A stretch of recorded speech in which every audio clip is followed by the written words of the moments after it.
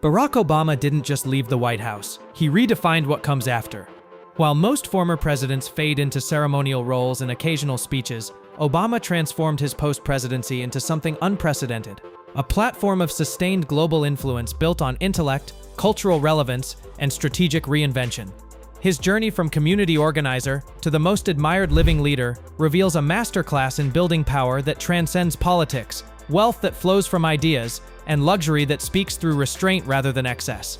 The foundation, from Chicago streets to global stage. Obama's ascent began in the least likely of places.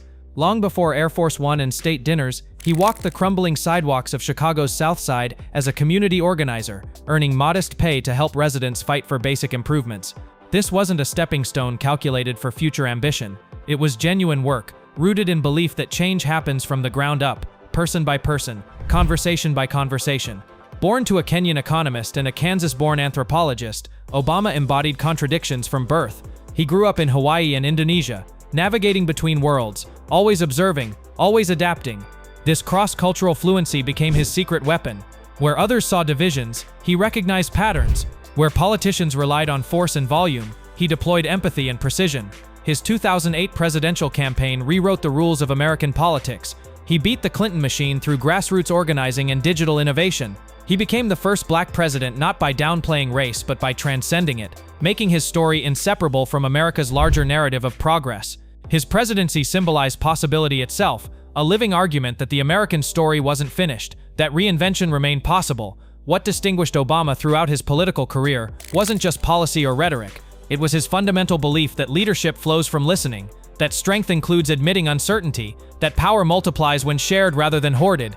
These principles seemed soft to critics who valued aggression and domination, but they proved remarkably durable, creating loyalty that outlasted his time in office and influence that continues expanding years after he left power. The empire of ideas, building wealth through intellectual capital. Most former presidents join corporate boards, collect speaking fees, and build presidential libraries. Obama did all that, but he also did something more ambitious. He built a media empire centered on storytelling, culture, and ideas. The numbers tell part of the story. The Obamas' combined net worth now exceeds $70 million. Their book deals alone commanded unprecedented advances, with publishers betting that their words would resonate far beyond typical political memoirs. They won those bets spectacularly. Michelle Obama's memoir Becoming sold over 17 million copies worldwide, making it one of the best-selling memoirs in history. Barack's A Promised Land moved millions of copies despite its hefty price and dense prose. These weren't celebrity tell-alls or score-settling exposés. They were serious works of literature and reflection that readers treated as essential texts for understanding our era. But books represented just the beginning. The Obamas' partnership with Netflix through their production company Higher Ground fundamentally reimagined what former presidents could create. Rather than signing one-off documentary deals, they built an ongoing production studio releasing films and series exploring themes of justice, creativity, and resilience. Their documentary American Factory won an Academy Award. Their adaptation of Becoming drew millions of viewers. Each project extended their influence into cultural spaces presidents rarely touch. Their Spotify deal followed similar logic. Instead of occasional interviews on existing podcasts, they created original content that showcased their tastes, values, and perspectives. Michelle's podcast brought intimate conversations with family, friends, and public figures into millions of homes. These weren't political statements. They were cultural products that shaped how people think about relationships, values, and purpose. This approach to post-presidential life represents genuine innovation. Previous presidents monetized their past. Obama monetizes his ongoing relevance. He doesn't sell access to power he no longer holds. He sells ideas, perspectives, and stories that continue shaping how millions understand their world. This creates a self-reinforcing cycle. His cultural products maintain his relevance, which increases demand for more cultural products, which further extends his influence. The Obama Foundation operates on parallel tracks, blending philanthropy with leadership development. Rather than building a traditional presidential library focused on the past, the foundation trains emerging leaders, funds community projects, and creates programs developing the next generation of changemakers. It's institutional legacy building that compounds over time, creating networks of leaders who carry Obama's approach into new contexts and challenges. Refined living, the geography of tasteful luxury. The Obamas' approach to wealth and lifestyle reveals careful calculation beneath apparent ease. Their primary residences tell this story clearly. Their Washington, D.C. home in the exclusive Kalorama neighborhood places them at the center of power while maintaining privacy. The neighborhood houses ambassadors, senators, and corporate leaders. The Obamas can host intimate dinners with current power brokers or retreat behind high walls when they choose solitude. Their Martha's Vineyard estate represents a different kind of statement. The nearly $12 million property sprawls across 30 acres of pristine coastline, offering private beaches, a boathouse, and endless ocean views.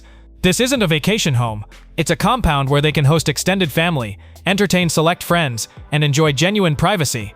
The island has long been a haven for black elites and progressive intellectuals, making it natural Obama territory. What's notable isn't the property's value but their character. There are no gold-plated fixtures, no marble excess, no architectural showmanship. The homes blend into their surroundings rather than dominating them. Interior design emphasizes comfort, art, and books rather than obvious wealth. This restraint communicates its own message: we don't need to prove anything. Their travel patterns follow similar principles. They vacation in places offering privacy and cultural richness, rather than social scene visibility. They've explored the Amalfi Coast, the French Riviera, and remote Hawaiian islands, but always with discretion. Photos occasionally surface of Barack kitesurfing with Richard Branson, or the family dining at high-end European restaurants, but these seem almost accidental rather than staged for publicity. The cultural phenomenon, influence beyond politics. Perhaps Obama's most remarkable achievement is remaining culturally relevant without holding office or pursuing it. He doesn't dominate news cycles through controversy or provocation. He doesn't need to. His occasional speeches still generate global headlines. His book recommendations become bestsellers overnight. His March Madness brackets spark national conversation. This influence operates through multiple channels simultaneously. His social media presence reaches tens of millions but feels curated rather than constant. He weighs in on major issues like climate change, voting rights, and democracy, but selectively enough that each statement carries weight. He interviews with podcasters and late-night hosts but chooses venues aligned with his values and audience. The Obama brand extends beyond Barack himself. Michelle commands equal or greater cultural power in many domains. Her work on nutrition, education, and women's empowerment resonates globally. Their daughters, though largely kept private, represent aspirational figures for young people worldwide. The family operates as a unit, each member reinforcing the other's influence and appeal. The shadow and the spectacle, a study in contrasts. No discussion of Obama's post-presidency can ignore Donald Trump, if only because Trump himself cannot seem to ignore Obama. The contrast between their approaches to power, wealth, and influence illuminates both men. Where Trump broadcasts every achievement and exaggerates every metric, Obama understates and underplays. Where Trump builds towers emblazoned with his name, Obama creates foundations focused on others. Where Trump demands loyalty and punishes dissent, Obama cultivates networks through persuasion and shared purpose.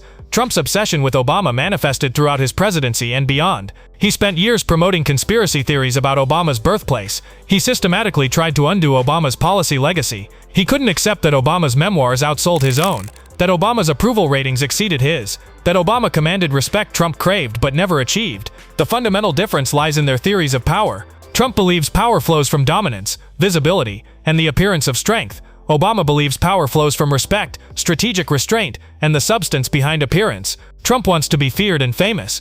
Obama wants to be effective and admired.